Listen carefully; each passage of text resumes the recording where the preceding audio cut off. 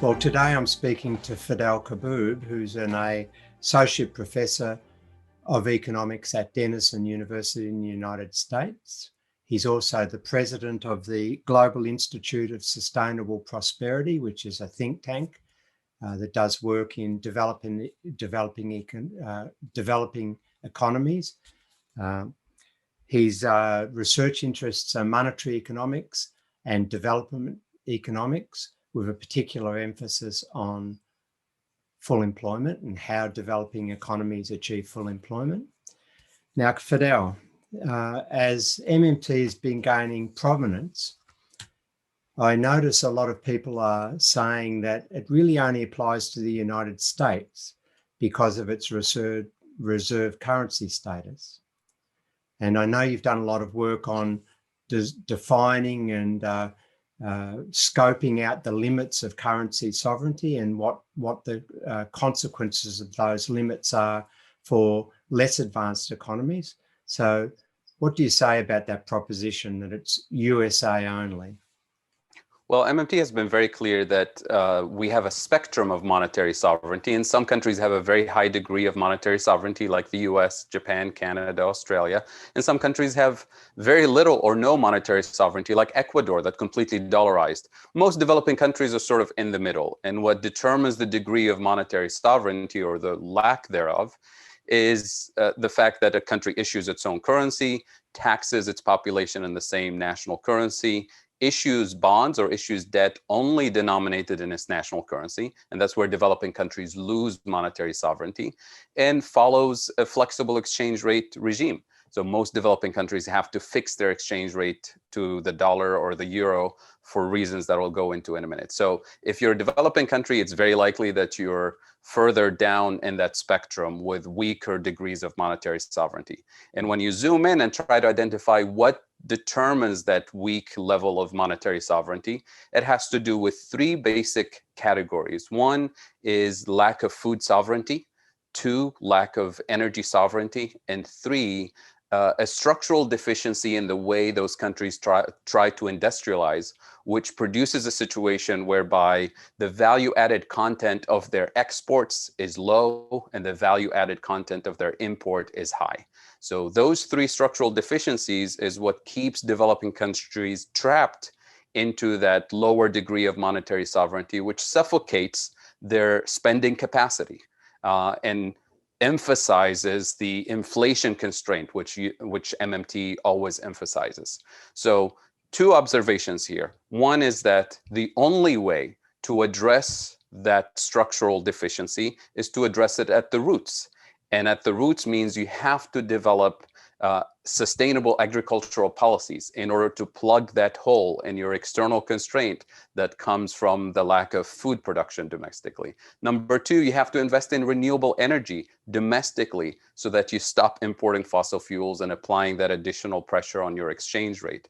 Number three, you have to apply what the UN has called the big push in terms of development, which is investing in infrastructure, education, technical skills, research and development over a long and sustained period so that you actually develop the industries and the workforce that can produce higher value-added content as opposed to lower value-added content, kind of assembly line for the global economy.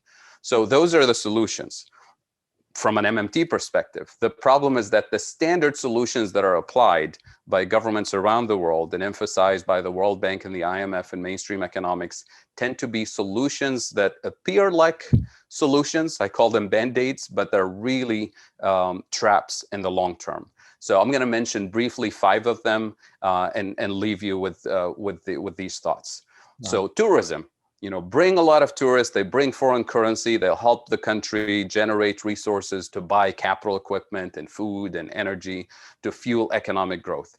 The problem is tourism means you have to feed the tourists, so you end up importing even more food. You have to transport them, heat and cool the hotel, so you have to import even more energy.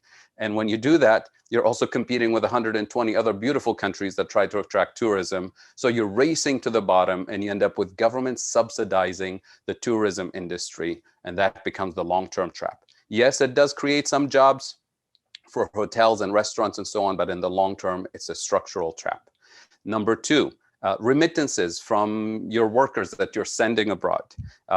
Remittances tend to go away during bad economic times, in Europe, especially in the US and Australia. Remittances means that you have to fuel the brain drain. You have to send the best and the brightest to the Western world, to the global North, which means all the investment in education and health and infrastructure that you put up front is leaking out of your economy. It's just not sustainable, especially with very aggressive anti-immigration policies in the global North. It's no longer a solution that you can rely on. Number three, export-oriented growth. It turns out that if your strategy is assembly line manufacturing, then you're guaranteeing that you're importing high value added content, intermediate goods and capital and energy to fuel your economy, and you're exporting low value added content. Again, you're competing with another 120 developing countries or so, racing to the bottom, subsidizing workers' pensions, subsidizing energy, subsidizing all kinds of resources. And number four, foreign direct investment, which is the next cousin of export-oriented growth. Same thing, you're racing to the bottom to attract outsourced jobs from the global North, and you're subsidizing and specializing in the assembly line type of manufacturing. And number five, deregulating your financial markets, setting up a mini Wall Street, hoping to attract foreign capital to your financial market. Again, you're trying to cater to speculators by raising your interest rates, deregulating your financial markets, lowering taxes on foreign capital, removing capital controls. It's an open invitation to speculators. You get hot money immediately, your market goes up for a little bit, and then they're going to speculate against you. You have a stock market crash, you crash your economy. Typically takes you another 10 years to recover from just that shock. So these are the standard solutions, and MMT says these are traps.